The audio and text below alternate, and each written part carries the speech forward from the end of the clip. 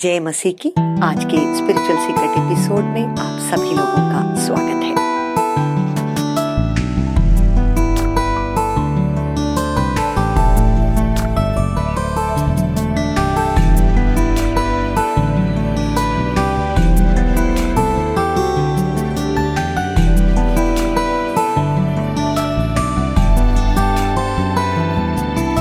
आज हम परमेश्वर के वचन से कुछ बातों को एक साथ सीखेंगे। मत्ती रचित सुसमाचार उसका 26वां अध्याय उसके 24वें वचन से हम पढ़ेंगे। इसका कॉन्टेक्स्ट ये है कि चेलों के साथ मसीह अंतिम भोज के लिए बैठे हैं और हमें पता है कि ये यीशु मसीह की जिंदगी का एक ऐसा समय था जब वो अपने सामने क्रूस को देख रहे थे। उन्हें पता था कि उनके चेलों में से एक व्यक्ति जो है उनको बिट्रे करने वाला है। और मसीह कहते हैं 20वें वचन से हम पढ़ेंगे, जब सांझ हुई तो वह बारहों के साथ भोजन करने के लिए बैठा। जब वे खा रहे थे तो उसने कहा, मैं तुमसे सच कहता हूं कि तुम में से एक मुझे पकड़वाएगा। One of you will betray me। इस पर वे बहुत उदास हुए और हर एक उससे पूछने लगा, हे गुरु, क्या वह मैं हूं? उनके दिल में जो है ये घबराहट आ गई कि अरे मसीह ऐसा क्यों बोल रहे हैं। उसने उत्तर दिया, जिसने मेरे साथ थाली में हाथ डाला है वही मुझे पकड़वाएगा। तो यहाँ एक बात ये ध्यान दीजिए कि मसीह को जो है ये ज्ञान पहले से उनके अंदर में रहता था कि उनकी जिंदगी में क्या होने वाला है। हम अपने पिता परमेश्वर के बारे में भी ये बात समझते हैं कि our God is all knowing, he is a sovereign God, he has foreknowledge. प्रभु को पता है, पिता परमेश्वर पहले ही जानते हैं कि क्या कुछ होने वाला है। उसी बात को हम भविष्यवाणी में देखते हैं। हमारा प्रभु अंत को शुरुआत में ही जानता है। उसी तरह से यीशु मसीह जो अपने पिता के साथ इतना डीप फेलोशिप में रहते थे, तो उनको हमेशा ये ज्ञान रहता था कि उनकी जिंदगी में आगे क्या होने वाला है। तो ये बात अभी हुआ नहीं है, लेकिन वो पहले से जो है चेतावनी दे रहे हैं, अपने शिष्यों को कह रहे हैं कि देखो, चेलों को कह रहे हैं कि तुम में से एक जो है हमें पकड़वाएगा। तो उसके आगे ऐसा लिखा है, मनुष्य का पुत्र तो जैसा उसके विषय में लिखा है जाता ही है। तो यहाँ पर हम ये ध्यान दें कि ऐसा एक ज्ञान मसीह के अंदर में आया, इसके बावजूद वो उसके बारे में क्या कह रहे हैं। अब आप अपने बारे में सोच लीजिए कि अगर आपके अंदर में ऐसा ज्ञान आ गया कि आपके, मान लीजिए आप एक पासवान हैं या आप एक चर्च के लीडर हैं, चाहे पुरुष हो चाहे महिला हो, और आपके अंदर में ये ज्ञान आ गया कि जो कोई जो है एक टीम आपके साथ में है और उसमें से एक व्यक्ति जो है वो आपके लिए कुछ बुरा करने जा रहा है, वो आपको पकड़वाने जा रहा है। ऐसा कोई बात, अगर ऐसा ज्ञान हमारे अंदर में आ जाए तो हमारा रिएक्शन क्या होगा? हमको तो कितना गुस्सा आने लगता है ना, हम दुखी हो जाते हैं, हम कुड़कुड़ाने लगते हैं। हम उस व्यक्ति को ले जा करके कहते हैं कि देखो, मैंने तुम्हारे लिए क्या कुछ नहीं किया, है ना। हम डिप्रेशन में चले जाते हैं, लेकिन तुमने मेरे लिए देखो, उसके बदले में तुमने मेरे साथ कितना बुरा किया। और हम जो है वो बिल्कुल ह्यूमन लेवल पर आ जाते हैं, मानसिक तौर पर आ जाते हैं और उन बातों को जो है हम अपने दिल में ले लेते हैं, हम दुखी हो जाते हैं। ठीक है, लेकिन देखिए कि मसीह ने इस ज्ञान के साथ क्या किया। उनके अंदर में हम देखते हैं कि एक बहुत जो है गहरा जो है एक अंडरस्टैंडिंग था इन बातों के बारे में। तो दो चीज वो कहते हैं। पहला तो वो ये कहते हैं कि देखो, मनुष्य का पुत्र तो जैसा उसके विषय में लिखा है जाता है।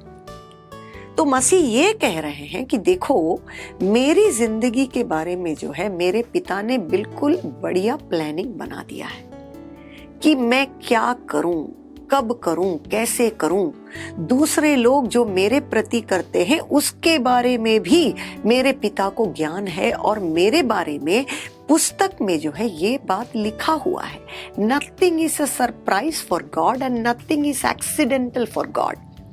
किसी भी चीज को दे करके जैसे हम घबरा जाते हैं, उस तरह से पिता परमेश्वर नहीं घबराते, यीशु मसीह भी नहीं घबराते, क्योंकि पहले से उनको ये गहरा ज्ञान है कि मेरे बारे में जैसा कुछ मेरे पिता ने पुस्तक में लिख करके रखा है, उन सारी बातों से मुझे गुजरना है। और वो पिता का जो है हित करने के लिए उन्होंने अपने आप को पूरी तरह से जो है समर्पित कर दिया है। इसीलिए ना तो उनको डर है, ना तो घबराहट है, ना तो टेंशन है, ना तो डिप्रेशन है। लेकिन वो इतने बात को कहकर वहां रोकते नहीं हैं। आगे क्या कहते हैं? परंतु उस मनुष्य के लिए शोक है जिसके द्वारा मनुष्य का पुत्र पकड़वाया जाता है। यदि उस मनुष्य का जन्म ही ना होता तो उसके लिए भला होता। तो देखिए, एक तरफ तो वो ये कह रहे हैं कि देखो ये तो प्री प्लान्ड है कि मेरे चेलों में से एक जो है मुझे पकड़वाएगा, ये तो पहले से मेरे पिता को मालूम है और ये ज्ञान मेरे अंदर में भी है, ऐसा तो होना ही है। लेकिन दूसरी तरफ वो ये भी कह रहे हैं कि देखो इस यूदा के अंदर में जो है वो पिता परमेश्वर के हित से दूर चला गया, उसके अंदर में शैतान घुस गया और वो कुछ जो है बुरी बातों में आ गया। तो उसके बारे में उसको देखते हुए मसीह ये कह रहे हैं कि देखो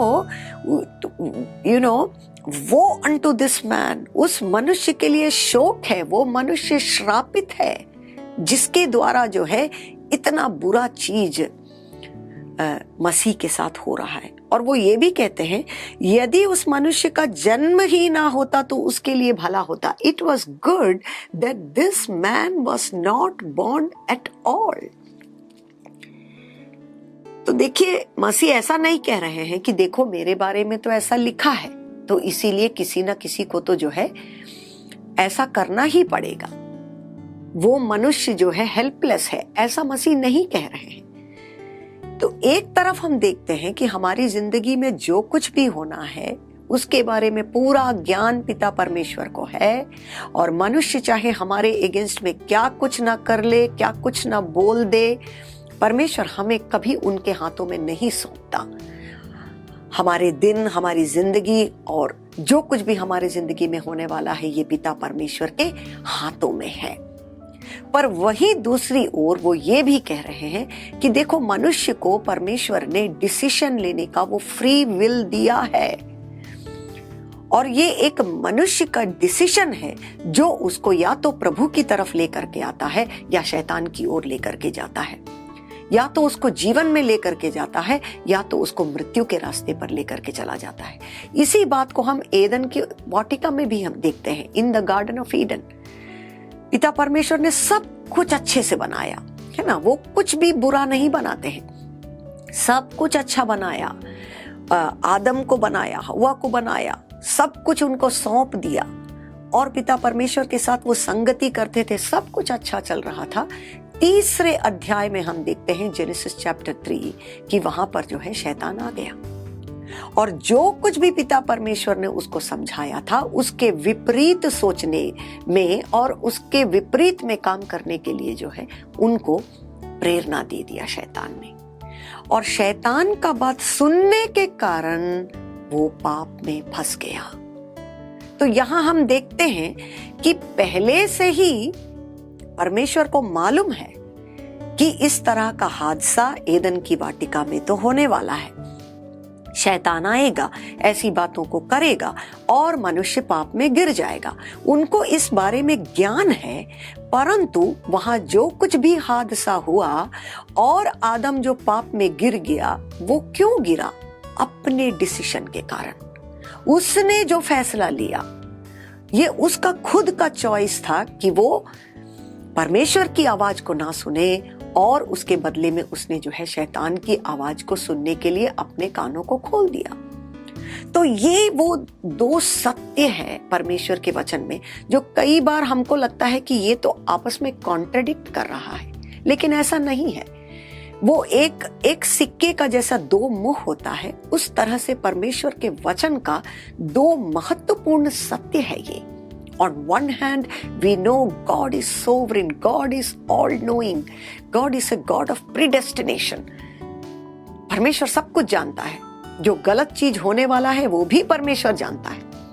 लेकिन वही दूसरी ओर हम ये देखते हैं, God has given the gift of free will to mankind. ये चॉइस दिया है परमेश्वर ने मनुष्य को कि वो क्या डिसीजन ले। तो इन दोनों बातों को हम अपनी जिंदगी में समझें, और ये हमें जो है बहुत ही एक महत्वपूर्ण सत्य है जो हमें अपनी जिंदगी में समझना है। हमें ऐसा नहीं सोचना है कि अरे परमेश्वर ने तो पहले से ही डिसाइड करके रखा है कि मेरी जिंदगी में क्या होगा, तो फिर अब मैं क्या करूं, मैं जो भी करूं मैं तो जो है अपनी जिंदगी को बदल नहीं सकता। ऐसा आपको नहीं सोचना है। हर समय हर दिन जैसा यीशु मसीह ने किया, हमें प्रार्थना करना है, हमें परमेश्वर के करीब आना है, हमें परमेश्वर के हित को समझना है, उनकी आवाज को सुनना है, और ये एक्टिव पार्टिसिपेशन हमारी तरफ से होना चाहिए कि परमेश्वर मैं आपके रास्ते में चलना चाहता हूँ, मैं जीवन में आगे बढ़ना चाहता हूँ, मैं मृत्यु की ओर नहीं जाना चाहता। ये डिसीजन हमेशा परमेश्वर हमारे हाथों में देता है। Praise God, God bless you all.